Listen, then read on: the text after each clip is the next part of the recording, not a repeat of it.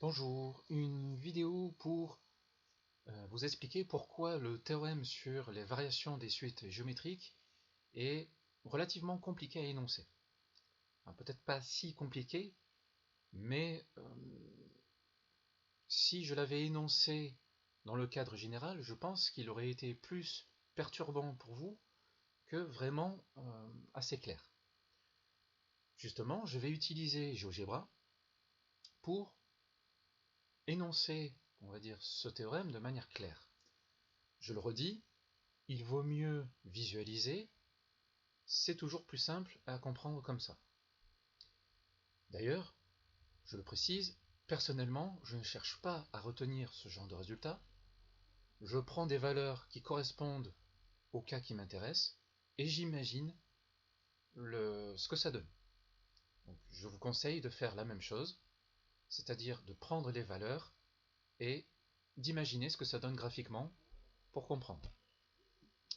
Donc pour ça, j'ai pris un curseur qui va me donner les valeurs du terme initial, U0 ou A0, qu'importe. Donc pour l'instant, le terme initial est égal à 1. Et j'ai pris un curseur pour les valeurs de la raison Q, donc ici, égal à 1 aussi. Dans la partie tableur, on a le rang des termes, donc de 0 jusqu'à 15, donc les valeurs de n, et on a les valeurs de la suite. Donc on part de 1, on multiplie par 1 à chaque fois, c'est une suite constante. On le voit graphiquement ici. Du moment que Q égale 1, la suite reste constante. On a le cas frontière, et donc si je change les valeurs du terme initial, elle reste constante. Elle peut prendre des valeurs négatives, bien sûr, si au départ la valeur est négative, mais qu'importe. Maintenant, pour voir ce qui a été énoncé dans votre cours, si Q est strictement supérieur à 1, forcément les valeurs augmentent, et donc on voit que la suite est strictement croissante. On observe aussi qu'elle monte très rapidement. Pour Q égale 1,5, vous voyez qu'au bout du 15e terme, on arrive à plus de 400. Et donc si je monte jusqu'à 2, là on arrive à plus de 30 000, etc. Je vais jusqu'à Q égale 3. Et là, même pas la place de tout afficher. Voilà. Donc on a plus de 1 million. Même plus de 10 millions, plus de 14 millions. Bon. Donc ça, c'est si Q est strictement supérieur à 1, effectivement, les valeurs sont de plus en plus grandes, et donc la suite est croissante. Donc bien sûr, ça marche, quelle que soit la valeur de A, du moment que A est positif. Alors j'ai mis pour les valeurs du terme initial uniquement des valeurs entières. Même si on partait de 0,1, ça augmenterait aussi. Ça augmenterait bien sûr moins vite. Là on voit qu'au plus A est grand, au plus ça augmente rapidement. Mais ça augmenterait quoi qu'il arrive.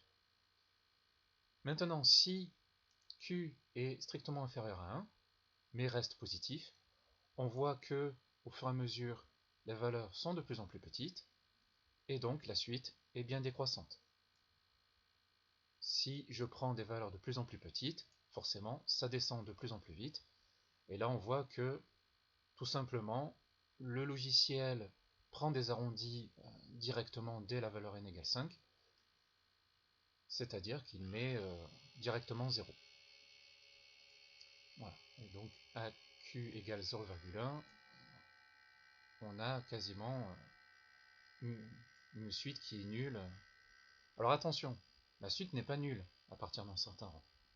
C'est le logiciel qui arrondit. La valeur ne sera jamais nulle. Donc voilà, si Q est strictement supérieur à 1, on a une suite qui est croissante, strictement. Et si Q est entre 0 et 1, on a une suite qui est décroissante. Entre parenthèses, du point de vue des limites, on voit que là, ça tend vers plus infini, et que là, ça tend vers 0. Donc l'idée, c'est en fait de se rappeler ça. Si Q est strictement supérieur à 1, ça part à l'infini. Et si Q est strictement inférieur à 1, même en restant positif, les valeurs sont de plus en plus petites en valeur absolue, on va dire, et donc ça se rapproche de l'axe des abscisses. Maintenant, si je prends une valeur négative pour la valeur de départ, et que je prends Q strictement supérieur à 1, eh bien les valeurs sont de plus en plus grandes, toujours, mais en négatif. Donc par symétrie entre les positifs et les négatifs, la suite va être strictement décroissante. Donc c'est l'inverse, c'est les variations inverses de lorsque A est positif. Si A est positif avec Q strictement supérieur à 1, elle est strictement croissante. Donc les valeurs augmentent en valeur absolue, donc vers plus infini. Si la valeur initiale est négative, on se retrouve avec des valeurs qui sont de plus en plus grandes, mais en négatif, et donc c'est strictement décroissant. Pensez que quand Q est strictement supérieur à 1, en valeur absolue, ça grandit, et donc selon le signe, eh bien, ça va vers plus infini ou moins l'infini. Par contre, si Q est strictement plus petit que 1 mais reste positif, eh bien on se retrouve avec toujours une diminution des valeurs mais en valeur absolue toujours, et donc on se retrouve avec du coup une suite qui est strictement croissante et qui se rapproche de l'axe des abscisses. Donc là aussi, c'est les variations inverses de tout à l'heure lorsque A est positif. Lorsque A est positif, les valeurs deviennent de plus en plus petites, et en se rapprochant de l'axe des abscisses, c'est strictement décroissant.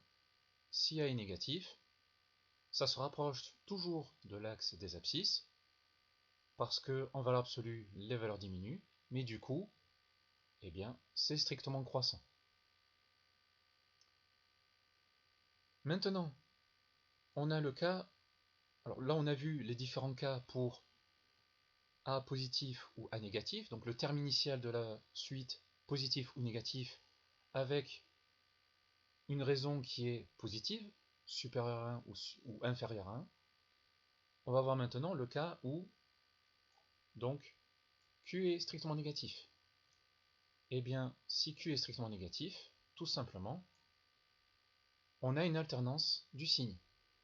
Vu qu'on multiplie par quelque chose de négatif, le terme initial est positif, le deuxième est négatif, puis positif, puis négatif, etc. On a une alternance de signes qui nous donne un entonnoir. Et donc ça se rapproche, alors là j'ai pris Q, une raison qui est entre 0 et moins 1, donc ça se rapproche toujours de l'axe des abscisses, mais du coup pour les variations, vu qu'il y a une alternance entre positif et négatif, eh bien on ne peut pas dire. C'est ni croissant ni décroissant. En valeur absolue, oui.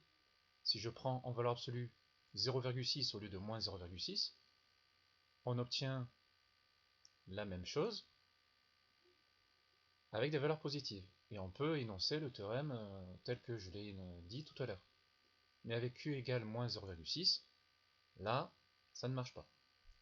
On peut dire toujours que ça tend vers 0, mais du point de vue des variations, pas de résultat. Et si Q est strictement inférieur à moins 1, alors pour Q égale moins 1, on a le cas extrême encore, mais cette fois-ci toujours avec l'alternance, c'est-à-dire que c'est une alternance entre des moins 1 et des 1 à l'infini. Et, enfin, des moins 1 et des 1, avec le terme initial ici 2, c'est des moins 2 et des 2, bien sûr.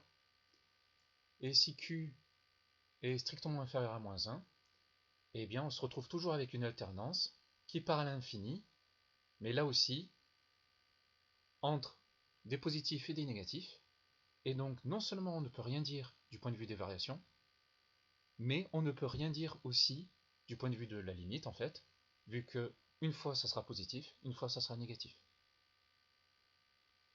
Donc le résultat général sur les suites géométriques en termes de variation, c'est que lorsque Q est strictement supérieur à 1, c'est strictement croissant lorsque le terme initial est positif. Lorsque le terme initial est négatif, c'est strictement décroissant. Si Q est compris entre 0 et 1, avec un terme initial positif, la suite est décroissante. Si le terme initial est négatif, la suite est croissante. Et si Q égale 1, quoi qu'il arrive, elle est constante. Si Q égale moins 1, il n'y a pas de variation monotone, c'est-à-dire ni croissant ni décroissant, que A soit positif ou négatif.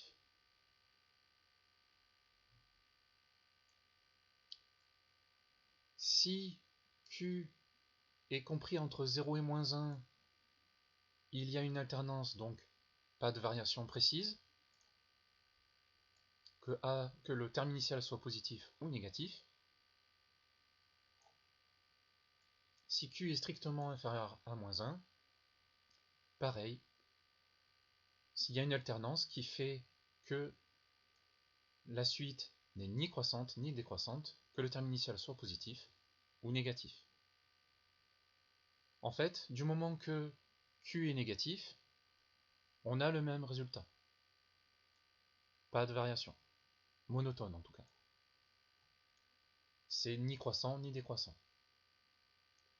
Donc ce que j'aurais pu rajouter à la rigueur dans le théorème du cours, c'est le fait que si le terme initial est négatif, alors on a inversion des variations selon si Q est strictement plus grand que 1 ou compris entre 0 et 1.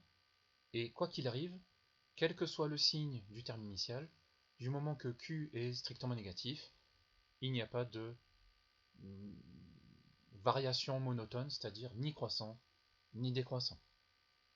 Donc je le redis, je vous conseille de visualiser les courbes, le nuage de points plutôt, tel que je viens de vous le montrer, pour vraiment trouver le résultat.